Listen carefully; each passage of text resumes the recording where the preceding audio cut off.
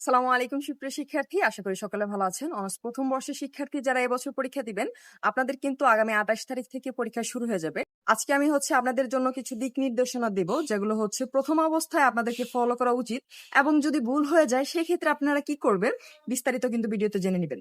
So প্রথমত একটু দেখি, আপনারা অবশ্যই কেন্দ্রে কিন্তু 20 থেকে 30 মিনিট অ্যাটলিস্ট মিনিমাম সময় নিয়ে কিন্তু কেন্দ্রে পৌঁছে যাবেন, যেহেতু প্রথম দিন আপনাদের কিন্তু সিট খুঁজতে হবে, এবং আপনার নির্ধারিত যে সিট থাকবে রোল অনুযায়ী ওইখানে কিন্তু বসে যাবেন। আর আপনাদের সিট প্ল্যানিংটা হবে রেজিস্ট্রেশন অনুযায়ী।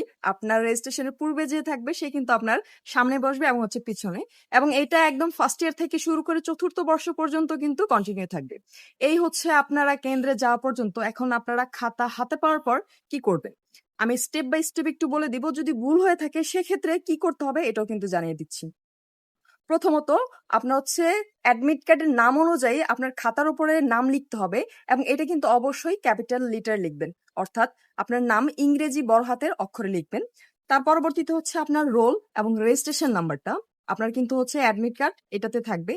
এবং আরেকটা নোটেড পয়েন্ট অবশ্যই admit card plus registration card এটা কিন্তু মেইন কপি নিয়ে যাবেন, এবং ফটোকপিটা আপনার বাসায় রাখবেন।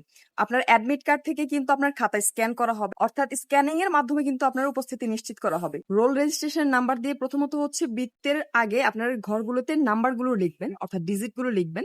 তার পরবর্তীতে কিন্তু আপনার বৃত্তগুলো ভরাট করবেন। এখন এখানে লক্ষণীয় বিষয়, আপনার কোনো ডিজিট আপনারা লিখতে ভুল করলেন, সেক্ষেত্রে কি করবেন, এক টানে কেটে, অর্থাৎ যেই ঘরটাতে আপনার ভুল হবে কেটে উপরে লিখবেন। এবং ফিল আপ করতে যদি ভুল হয়, ধরলাম আমার ফিল আপ করতে হবে 7, কিন্তু আমি ফিল আপ করে ফেলেছি 6 বা অন্য কিছু, সেক্ষেত্রে কি করবেন, আপনার কাটাকাটি করার কোনো প্রয়োজন নেই। আপনি ঠিক যেইটা ফিল আপ করতে চান, অর্থাৎ 7, ওইটা জাস্ট ফিল আপ করে দিবেন। অর্থাৎ ডাবল ফিল আপ হলেও সমস্যা নেই, ওনারা কিন্তু যেটা সঠিক এইটা দেখবে। অর্থাৎ আমি 2টা পয়েন্ট কিন্তু বললাম, একটু খেয়াল রাখবেন। প্রথমত আপনার যদি উপরে লিখতে ভুল হয় কেটে উপরে লিখে দিবেন, এবং যদি বৃত্ত ভরাট করতে আপনার ভুল হয় সেক্ষেত্রে কিন্তু সঠিকটা আপনি ফিল আপ করে দিবেন। এই ক্ষেত্রে যদি ভুল হয়ে থাকে সেক্ষেত্রে প্যানিক হওয়ার কোনো প্রয়োজন নেই, অর্থাৎ আপনার খাতা কিন্তু এখন স্ক্যানের মাধ্যমে আপনার উপস্থিতি নিশ্চিত করা হবে। দ্বিতীয়ত এক্সাম কোড, আপনাদের এক্সাম কিন্তু 2210, এটা কিন্তু আপনার অ্যাডমিট কার্ডে দেওয়া থাকবে, এটা ফিল আপ করবেন।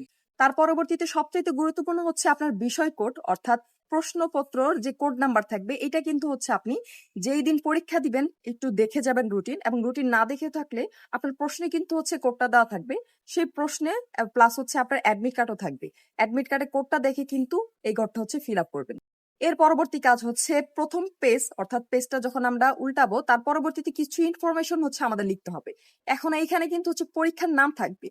আপনাদের পরীক্ষা অনার্স প্রথম বর্ষ পরীক্ষা 2025, 2026 সাল চলমান থাকলেও আপনার এই যে এখানে ডেটটা দিবেন এটা কিন্তু অবশ্যই লিখবেন অনার্স প্রথম বর্ষ পরীক্ষা 2025। এই লেখাটা কিন্তু আপনাদের সিট প্ল্যানিং থাকবে, অর্থাৎ আপনি যে সিটে বসবেন সেখানেও পাবেন অনার্স প্রথম বর্ষ পরীক্ষা 2025। তার পরবর্তীতে আরেকটা গুরুত্বপূর্ণ বিষয় এবং বিষয়ের শিরোনাম। এটা আপনাদের মাঝে অনেক কনফিউশন কাজ করবে। বিষয় আপনি কোন ডিপার্টমেন্টে পড়াশোনা করেন, হতে পারে সেটা বাংলা, হতে পারে এটা গণিত বা রসায়ন। এবং বিষয়ের শিরোনাম আপনি বাংলার স্টুডেন্ট হয়ে আজকের দিনের পরীক্ষা কি, ধরে নিলাম আজকে বিষয়ের শিরোনাম আপনার ইতিহাস কিন্তু পরীক্ষা দিবেন, আপনার প্রশ্নপত্র যেটা থাকবে বা অ্যাডমিট কার্ড এটা দেখে কিন্তু লিখবেন। এবং সর্বশেষ তারিখ, আপনার যে দিনে পরীক্ষা দিবেন ওই দিনের তারিখটা কিন্তু লিখবেন, অর্থাৎ আগামী 28 তারিখে যখন পরীক্ষা দিবেন সেদিন লিখবেন 28/7/2026। সর্বশেষ এবং সবচেয়ে গুরুত্বপূর্ণ মার্জিন, আপনারা চেষ্টা করবেন পেন্সিল দিয়ে করতে। এবং অনেকের প্রশ্ন খাতায় আমরা কোন কালারের রং বা পেন ইউজ করব। আমি বলেছি লাল প্লাস সবুজ, এই দুইটা বাদে কিন্তু আপনারা যে কোনো কালার ইউজ করতে পারেন, বাট পিঙ্ক করবেন না, এটা কিন্তু কালারটা নষ্ট হয়ে যায়। লাল এবং সবুজ রাষ্ট্রীয় কালার, এটা কিন্তু খাতায় ব্যবহার করা নিষিদ্ধ।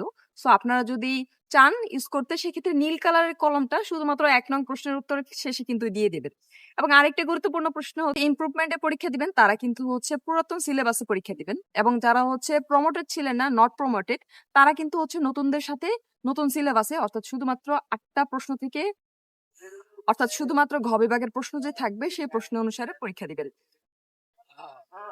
আশা করছি অনার্স প্রথম বর্ষের স্ক্রিপ্ট ছাড়া তো না। আশা করছি অনার্সের প্রথম বর্ষের প্রথম পরীক্ষা হিসেবে যতগুলো গাইডলাইন প্রয়োজন ছিল এই ভিডিওতে আপনারা পেয়ে যাবেন। আপনার ফ্রেন্ড সার্কেলের সাথে অবশ্যই ভিডিওটি শেয়ার করে দিবেন, এবং আপনাদের যদি কোনো ধরনের প্রশ্ন থাকে অবশ্যই কমেন্ট সেকশনে জানাবেন। ধন্যবাদ।